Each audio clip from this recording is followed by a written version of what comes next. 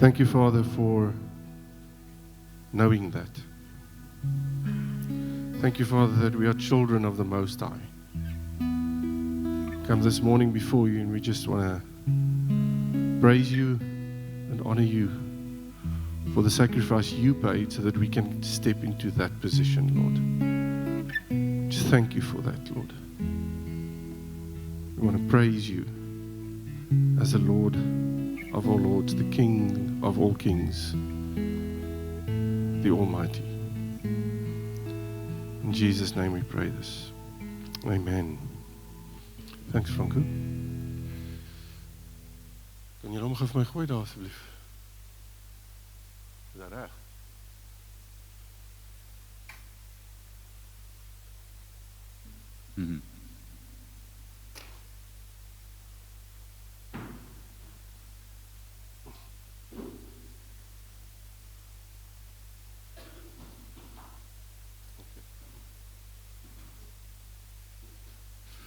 Okay. Morning, everybody. This morning, I'm going to do a little bit of a teaching, if you don't mind. I'm going to teach you out of the Word of God. So if you want to have your Word with you, please have your Word with you. Whether it's on your phone or whether it's in a book form or whatever it is, please take your Word out with you. We're going to work through a lot of Scripture this morning. What I'm going to focus on today is identity. Now, in Matthew 5, verse 13, it says, it's there on the board, "You are the salt of the earth, but if the salt loses its saltiness, how can it be made salty again? It is no longer good for anything except to be thrown out and trampled by men." Now, this is something that we know. We've known the Scripture for many years. But this means that the identity of salt is what? Saltiness. And if it loses its identity, then it becomes worthless. That's actually what that scripture says. Now, these days that we're living in, there's an attack on identity of people in general. I'm not even talking about Christians now. I'm just talking about in general. The world is creating a society where identity is questioned over and over again, and where being certain of your identity actually becomes a threat.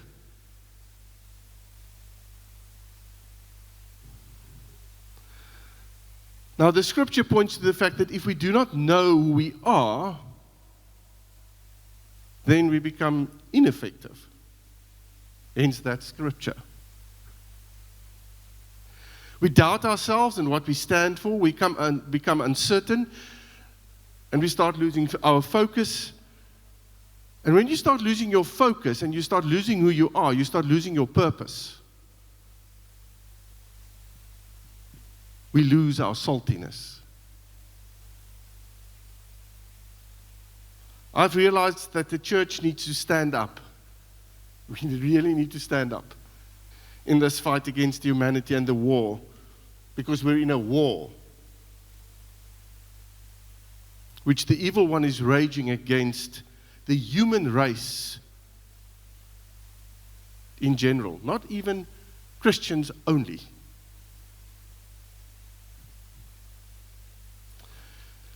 We, me and you, are children of the Most High. That's who we are. We just sang it. We are children of the Most High. We are of a royal bloodline. And we are princes and princesses. You and I are royalty. That's who we are. We need to know that we have a kingdom behind us. That's a kingdom that is not of this current world. In John 18, verses 36 says, Jesus said, "My kingdom," when he was asked, just before his crucifixion, he said, "My kingdom is not of this world." If it were, my servants would fight to prevent my arrest by the Jewish leaders. But now my kingdom is from another place. And just after that, Pilate asked him, are you a king then? And he said, you say I am. The power and authority of which I am part of are so powerful. The power and authority of which you are part of is so powerful that the kingdom of this world needs to submit 100% to that kingdom which you are part of. He said that but you are a chosen people. This in 1 Peter 2:9. I want you to memorize this scripture. It's 1 Peter 2:9 saying, but you, that means you and I, we are a chosen people. You're not here by chance this morning. You've been chosen. You're a chosen people. You're a royal priesthood. You're a holy nation. A people for God's own possession.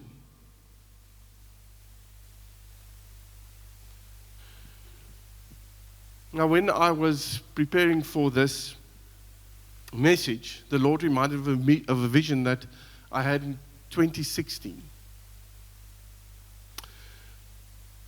I don't know whether you have ever been to the UK and went to the Tower of London to see the British Crown Jewels. Who's done that?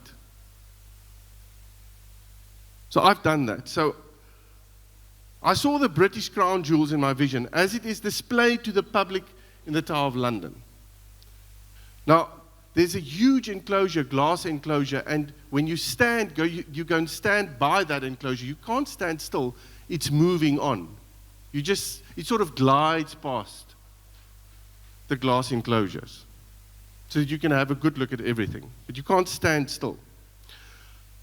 So I saw the British Crown Jewels as it was displayed to the public in the Tower of London. I experienced that I was standing on the floor that glides by the glass enclosures displaying the royal jewels. And I could see the jewels. And they were awesome. They were beautiful. They were glorious. They were majestic. And the value of that jewels, immeasurable.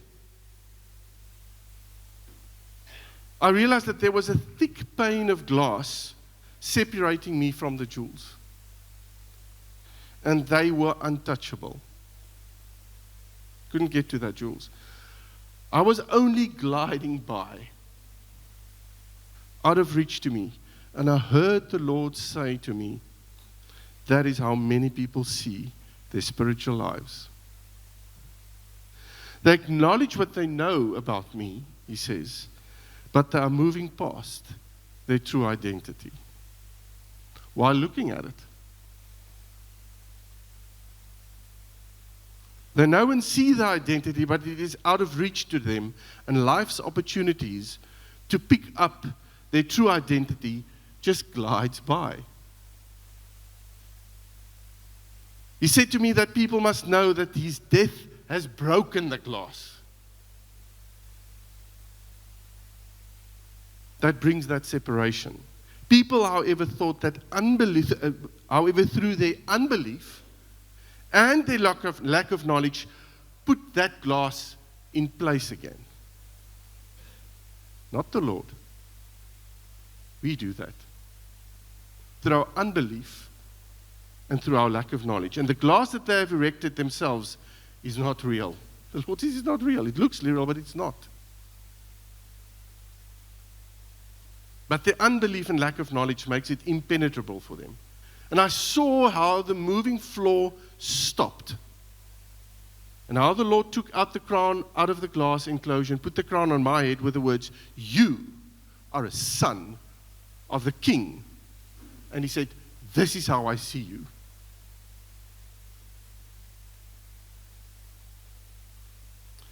So I realized that I need to stir my faith daily. And I'm talking to you and I'm talking to me. This was in 2016. You know how many troubles and things I went through since then. I realized that I needed to stir my faith daily and that I needed to become knowledgeable about what he thinks of me. Don't care what the world says. What does He say about me and how He sees me? If I do that, then I would be able to walk in my true identity and authority and also operate in a life that from that platform and from that viewpoint.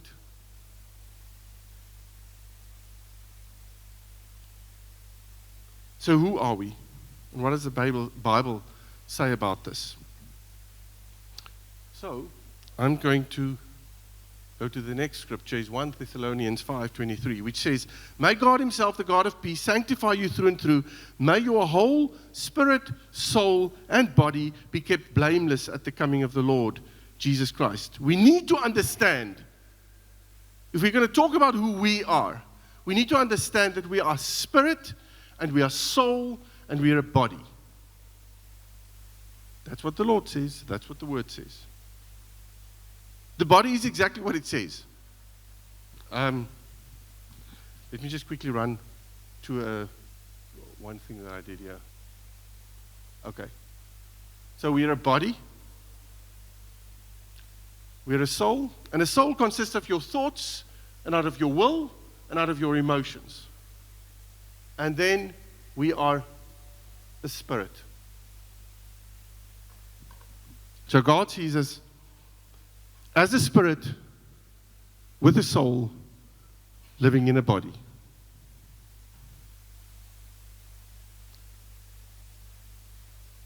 Now the body is exactly what it says. It's a vessel. It's actually a meat box. We just live in this thing. We just need to live in it. We need a place to live. So this is our place that we live in. Our soul is our thoughts, our will, and our emotions. Our spirit is the part that becomes reborn. That's the part that becomes reborn when you accept Jesus as your Savior, as your Savior. When I first started studying this, it was because I could not understand why we are sometimes struggling in our walk here on earth and why things get difficult. Who can identify with what I've just said? Who can identify with? I can identify with it daily, by the way.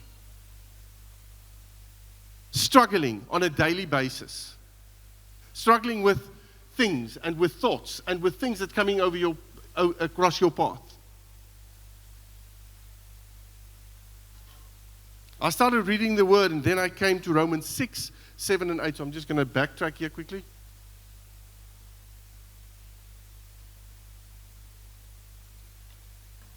And I want you to read this scripture with me. So in this scripture, he said the following. What then shall we sin?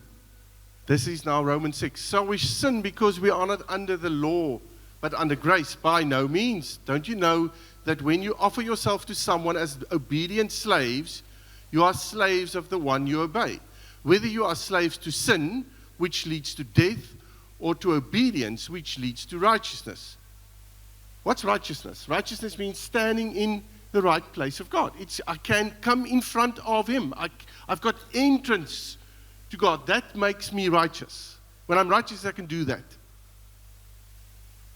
And then he says, but thanks be to God that though we used to be slaves to sin, you have come to obey from your heart to the pattern of teaching that has now claimed your allegiance. You have been set free from sin and have become slaves to righteousness. I'm using an example from everyday life because of your human limitations. Just as you used to offer yourselves as slaves to impurity and to ever-increasing wickedness, so now offer yourselves as slaves to righteousness, leading to holiness. When you were slaves to sin, you were free from the control of righteousness. What benefit did you reap at that time from the things you are now ashamed of? Those things resulted in death. But now that you have been set free from sin and have become slaves of God, the benefit you reap leads to holiness, and the result is eternal life. For the wages of sin is death, but the gift of God is eternal life in Christ Jesus our Lord. That's Romans 6.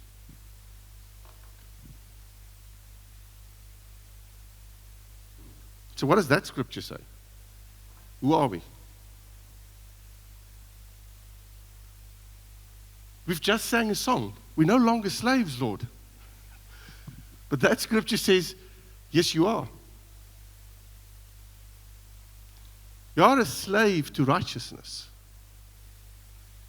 That's what he's saying. So I went and Googled this and studied it a little bit. And in the scripture, we see that we have become slaves or servants. Other translations use the word servants. And when I said, why did they use the word servants? It's so that people won't feel so offended by it. That's the reason why they use servants and not to read the word slaves, because it's a very specific word. The Greek word for servant is doulos. It's also being translated as a slave or a bondsman, a person who's entirely at the disposal of their master. Entirely at the disposal of their master, with no personal rights or autonomy. That's what a doulos is. That's what a slave is. Doulos is a masculine noun. It's an ancient Greek culture. It was used to describe someone who was enslaved. Doulos could be a person who sold themselves into slavery for a set amount of time or even permanently. And Paul considered himself as being owned by Christ. He said, I was a slave to God. Now, all of the above implies a decision. It implies, all of that, what we've read, implies a decision. Look at what verse 19 says. Just as you used to do this, now do it in a different way. So the word is saying that when we are set free from sin, we become slaves or doulos of God. So let's read. I'm going to jump one chapter to chapter 8, which is the following. Those who live according to the flesh will have their mind set on what the flesh desires, but those who live in accordance with the Spirit have their mind set on what the Spirit desires. The mind governed by the flesh is death, but the mind governed by the Spirit is life and peace. So the mind governed by the flesh is hostile to God. It does not submit to God's law, nor can it do so. Those who are in the realm of the flesh cannot please God. Please remember this. If you're in the realm of the flesh, you and I cannot please God. Not through our own efforts. It's not possible. You, however, are not in the realm of the flesh, but are in the realm of the Spirit. If indeed the Spirit of God lives in you, if anyone does not have the Spirit of Christ, they do not belong to Christ. But if Christ is in you, then even through your body is subject to death because of sin, the Spirit gives life because of righteousness. And if the Spirit of Him who raised Jesus from the dead is living in you, He who raised Christ from the dead will also give life to your mortal bodies because of His Spirit who lives in you. Therefore, brothers and sisters, we have an obligation, but it is not to the flesh to live according to it. For if you live according to the flesh, you will die. But if by the Spirit you put to death the misdeeds of the body, you will live. For those who are led by the Spirit of God are the children of God. The Spirit you receive does not make you slaves, that you live in fear again. Rather, the Spirit you received brought about your adoption to sonship, and by Him we cry, Abba, Father. The Spirit Himself testifies with our spirit that we are God's children. Now, if we are children, then we are heirs, heirs of God, and co-heirs with Christ, if indeed we share in His sufferings, in order that we may also share in His glory. I want to really urge you to go and read this scripture over and over and over again until you get this. The interesting thing is that in this scripture, it says that we're not slaves. Now, how can the Lord contradict Himself just 2 chapters apart? In the one chapter, it specifically says that we are slaves to God. And the other one says, no, He did not make us slaves anymore. We are children. So how does this work? How can we be slaves and children at the same time? This is not possible. And these two things are literally the opposite of one another. To understand this, we must go back to Genesis, to Adam and Eve. They were in harmony with God, in such harmony that there was nothing separating them from Him. They walked with Him. They talked with Him in such a way that His glory actually clothed them. They were unaware of their nakedness, their bodies. They weren't even aware of it. So close they were to Him. So they allowed His glory to just flood over everything that they were. Their inner world was as humans displayed and radiated the glory of God, covering their nakedness. So when they choose to sin, I'm just going to go back here. So when they choose to sin, that thick circle around the yellow one formed. When they choose to sin, they severed their life-giving source from their earthly existence. Death entered the world. Before sin, there was no death, only life. The connection between their soul and their spirit and the Spirit of God stopped. It was as if a wall was erected between God and the people He created. Only through sacrifices could that be breached. And that sacrifices had to be done by people that were set apart for this specific job, called priests. So they could enter there. They could enter and speak and commune with the Spirit of God. Just go and read the Old Testament when it comes to appointing priests and how they were sanctified to enter into that space.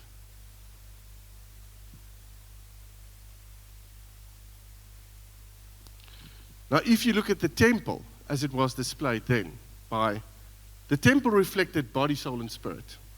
In 1 Corinthians 3:16 it says, "Do you not know that you yourselves are God's temple and that God's Spirit dwells in your midst?" The outer court of the temple reflected the body.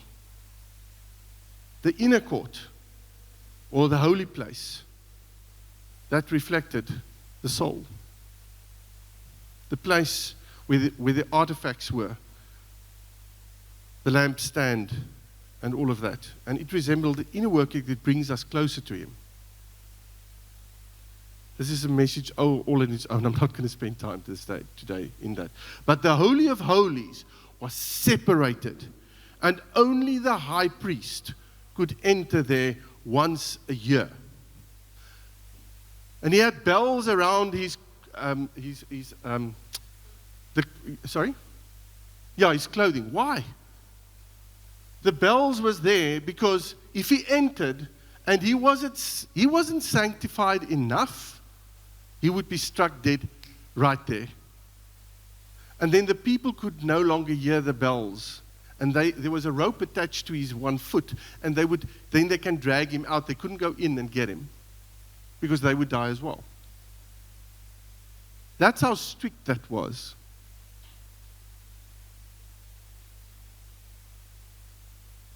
But you see, when the Lord Jesus came, He said that He was going to conquer death and take away the separation between God and man.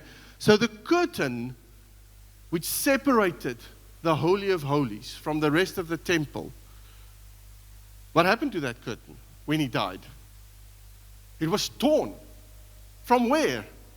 From the top to the bottom. Making it God saying, "I'm opening this up."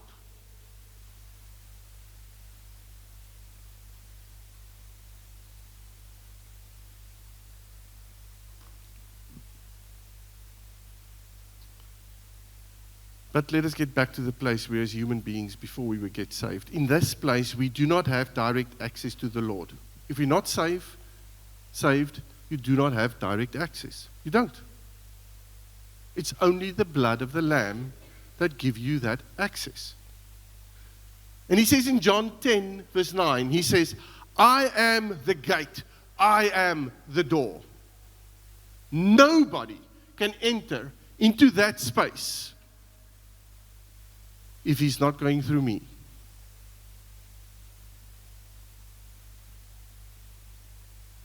Any other doors does not lead to him. And there's a lot of other doors that people are suggesting all over the world. There needed to be a sacrifice to re-establish the relationship there was in the Garden of Eden with Adam and Eve. And we as humans could not pay it. Because we were sinful, the sacrifice was not blameless and without blemish. The blood that needed to flow to reopen that pathway, to create that door between our spirit and our soul, needed a sacrifice that was without blemish. And who provided that sacrifice? God himself. He said, because nobody else will be able to supply that specific sacrifice. So you know what? I'm going to give my son. And he will be that sacrifice.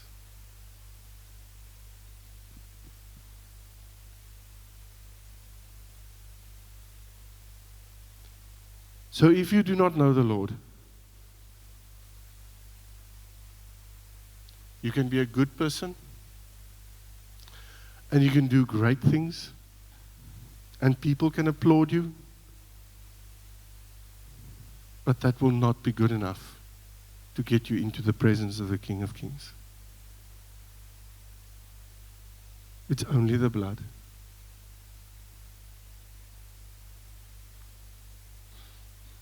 So people do not know him, operates from the body and soul dimensions. Your body and soul dimension. And it's extremely easy to fall back to that. And this we see because it becomes our comfort zone. Before you and I were reborn, before you and I were saved, the place where we worked and operated from was that place. The place where we worked with our thoughts and our emotions and our will and our body. And we were our own gods. Can we just quickly say that? That's what we were. And that becomes our comfort zone. That becomes our default setting.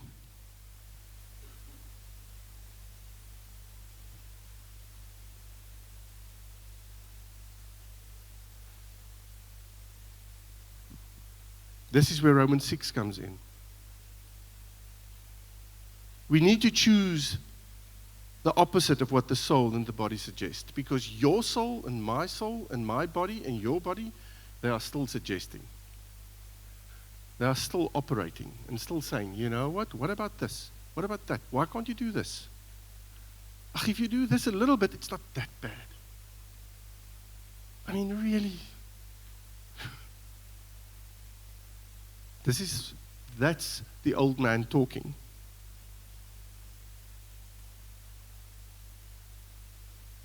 We need to choose the opposite of what the soul and the body suggest. But if we have no other master, if you are the only master of that thing, you won't be able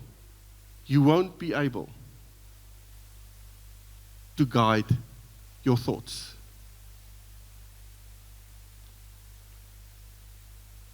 Because you will only be justifying yourself. So if we have been born again, the door between our soul and our spirit allows the Spirit of God to direct us in which way we must choose to go. Our human nature is extremely strong. And to subdue it,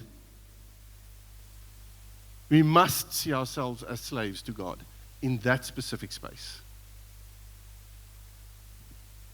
Otherwise, we will keep on going back to the prior life over and over again. So God says to us, your body, your soul, those are the things that operates on this earth and that you were used to. Be very cautious about this, because your own thoughts will lead you away from me. Because that's the place where the evil one knows he can enter as well. By the way, we had a good relationship with him then. He knows exactly how we work. He knows exactly which strings to pull in your life. He knows exactly. The difference with this is when you're reborn and when you are born again. If he comes with his suggestions, or your own thoughts comes with suggestions, then you stop. In the old days, we didn't stop. We just thought about certain things and said, it doesn't seem too bad. Let's just do that. Now we stop and we say, I'm sorry, there's a different master. There's somebody else in charge. It's not me anymore. So I'm sorry, but I need to do what that master says. And if we're not in a slave mentality, if we're not in a servant mentality, saying, I don't have any opinion here, Lord. My opinion doesn't count anymore. It's not what I think or feel or what I think is good or not good. It's not that anymore. Lord, it's about what do you say? Because that's exactly what a slave did. A slave never did anything if his master didn't say, do it. So in this world, while we're still living, breathing this air, you're a slave there, I'm a slave there. We need to be in a slave mentality. So that's Romans 6.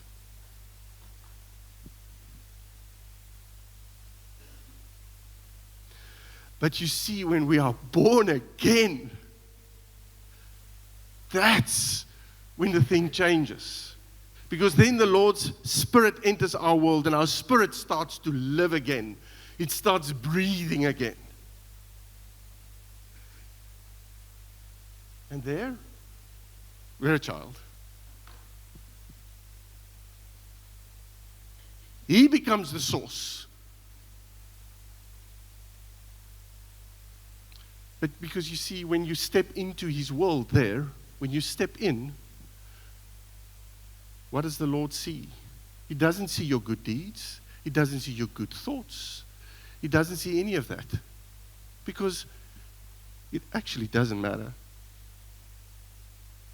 What really matters is he seeing his son's blood? Because if he sees the blood, he knows that you've been paid for. Your entry and my entry into his presence has been paid for. You and I have got an entry ticket, which we call the blood of the Lamb, which makes us so much more than slaves, which makes us something totally opposite, which makes us children of God. Not even a child. He says in his word, you know what? You're a co-heir of mine. What is mine is yours. That's our true identity.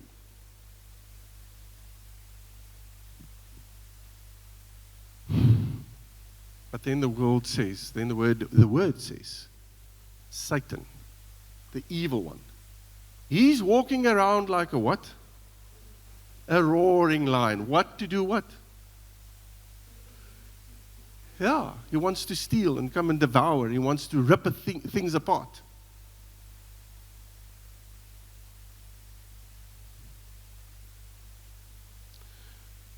The only way to avoid those attacks is to point him to the center of who you are. Because That is where Romans 8 apply. That's where you say to him, not me, sorry, it's not me, you can't talk to me. I belong to somebody totally different now. You can't talk to me. If you want to talk to him, and he never does.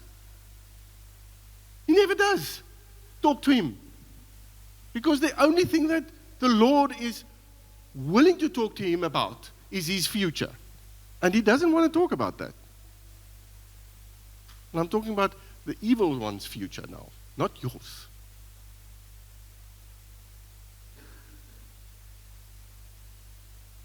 You need to know, and I need to know, that this scripture is applicable. When I have been crucified with Christ, I no longer live, but Christ lives in me. And what does it mean if I no longer live, and Satan comes to you and says, you know what about this? What about that? Why can't you do? You know what? You did this 5 years ago, and why would the Lord forgive you for that? Why would he do that? And he starts accusing you, and he starts saying things about you. And what do? Out of our natural inclination, what do? We start listening. We start listening. And we start thinking, maybe he's got a point. That's all he needs. He needs you to start doubting a little bit. That's all. Is he going to touch your salvation? That's the big question. Is he going to touch your salvation when he does this? Come on. No. No, he can't touch your salvation. But what can he touch?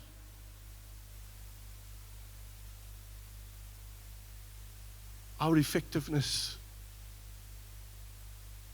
Our effectiveness of who we are as children of the Most High. So if you start believing, you know what, I'm a pauper. I'm the person I've done so many things wrong, and I start believing that, and I start operating out of that, you will start living that life, even though you've got a paid life.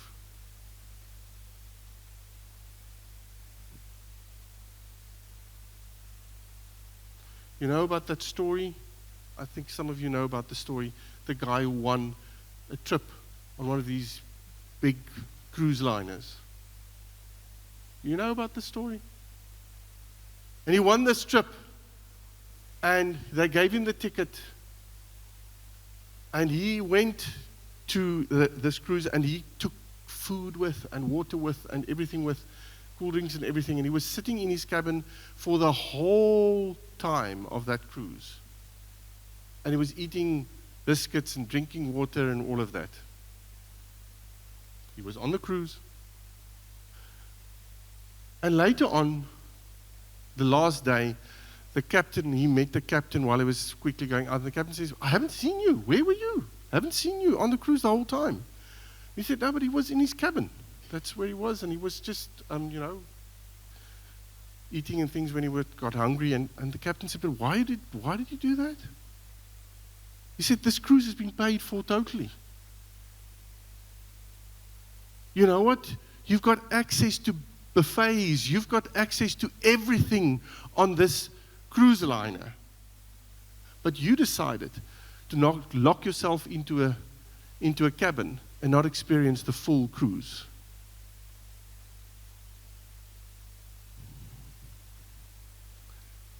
I think a lot of our Christians are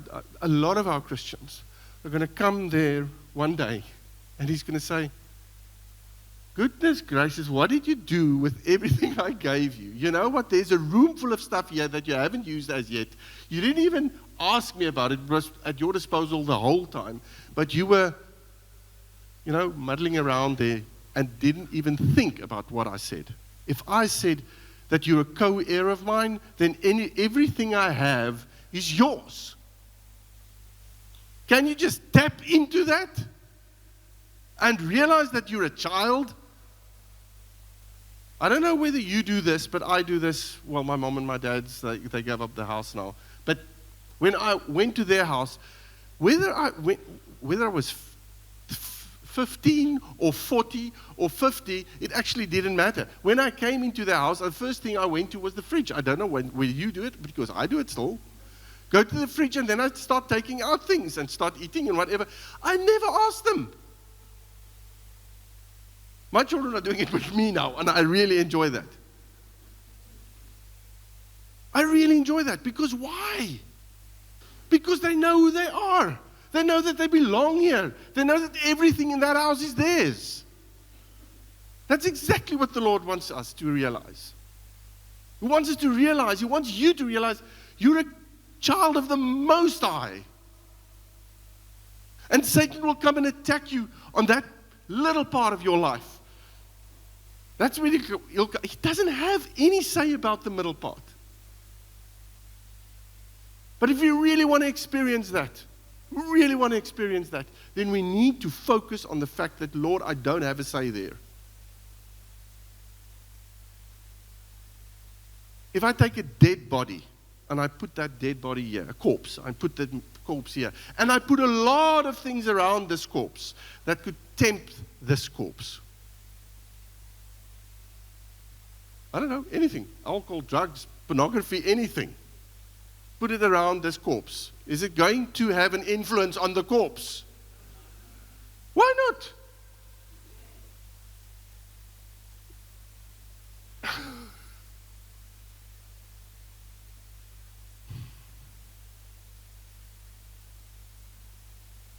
You and I, that old man no longer lives. He wants to. Trust me, he wants to. But he no longer lives. And it's you and I that must place him back in his position every time. Not in your own strength, but with the knowledge that you have. You see, we need to know that this battle of our minds will always be part of us for as long as we are breathing. Paul, okay, the guy that wrote this book, he said, so if I find this law at work, although I want to do good, this is Paul talking, although I want to do good, evil is right there with me. For in my inner being, I delight in God's law, but I see another law at work in me, waging war against the law of my mind and making me a prisoner of the law of sin at work within me. What a wretched man I am. Who will rescue me from this body that is so subject to death? Thanks be to God who delivers me through Jesus Christ our Lord. So then I myself, in my mind, am a slave to God's law, but in my sinful nature, a slave to the law of sin. If you are going to focus on who you are and who you were, you're going to be living a death life. That's what you're going to live. You're going to live a life that's going to stink of death. It's not necessarily going to take you out of the kingdom. Trust me. I think there's a lot of people that's going to come into heaven and they're going to smell like smoke because they've just missed it.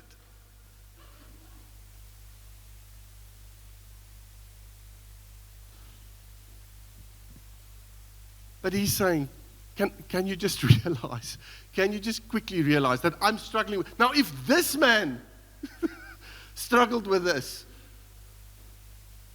then I feel I'm in good company, by the way.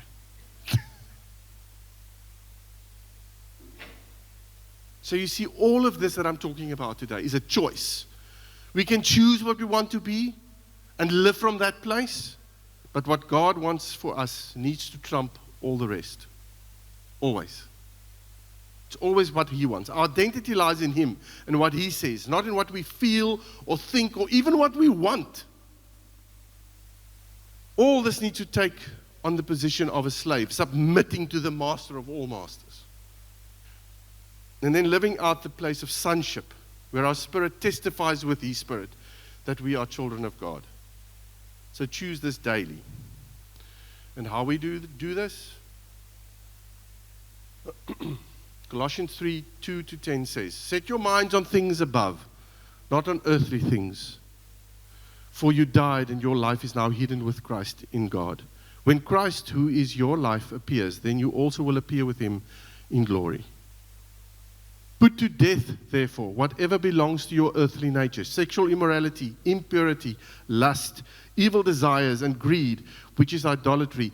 Because of these, the wrath of God is coming. You used to walk in these ways in the life you once lived, but now you must also rid yourselves of all such things as these: anger and rage and malice and slander and filthy language from your lips. Do not lie to each other, since you have taken off your old self with its practices and have put on the new self, which is being renewed in the knowledge in the image of our Creator. Let us choose to live from our true identity. And what is that? You and I are children of the Most High. That's who we are. Can we walk out of here today knowing that? Can you walk into your work tomorrow knowing that? Can you walk into your family knowing that? And operating from that place. Realizing who you are. Because the moment we realize this, oh my goodness, I think the angels start singing. I really do. I think they rejoice. If people start realizing who they are, because then we become powerful people in this world. Amen. Let's pray together. Thank you, Father, for who you are. Thank you, Lord, for your word, because your word teaches us who we are, Father. And your word also teaches us what we need to do when things come our way. Father, help us to live in a position where we realize when Satan and the world and ourselves comes to us to ask us certain things or remind us of certain things, Lord, that we need to submit everything to you. Because you are our new master. You are our king, Lord. And we submit everything we have and we submit to you. This morning, again. Father, I want to ask that you will open our eyes so that we start realizing, Father, that we need to walk out in this world with a new vision of who we are. In an identity that's so much more than what we can even think or pray about. And an identity, Father, that was bought with your Son's blood. We thank you for that. We thank you for that, Father, because it's a gift, the gifts of all gifts. And we thank you for that. And we honor you for that. And because of that, we bow our knee before you, Lord. And we call you our master. We call you our king.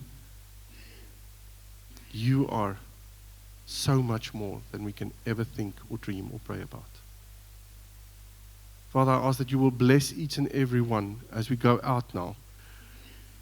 Father, that you will go in front of them, come in behind them like a flood, Lord, and carry them, Lord, realizing who they are. Everywhere they go. I ask this in Jesus' name.